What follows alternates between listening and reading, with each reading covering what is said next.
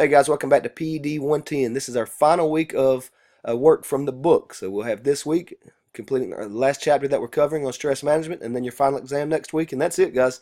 So let's finish on a strong foot. Bear with me in this video if I sound like a monster. I'm trying to fight off a cold here, so I'm going to wrap this up pretty quickly.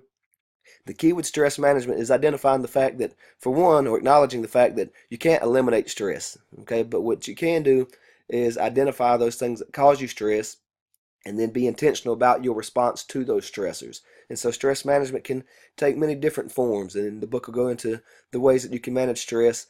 And I also want to make it very clear that although stress is primarily mental and emotional, it certainly has impacts on your physical health as well. So it's very important that you identify those things that cause you stress and recognize how you can best manage that. With that being said, you've got your Chapter 11 PowerPoint, your quiz, the physical activity report, and your checklist. Like I said, a routine week. Guys, as usual, I'm just an email away. If you have any questions, reach out to me. All right, have a great week.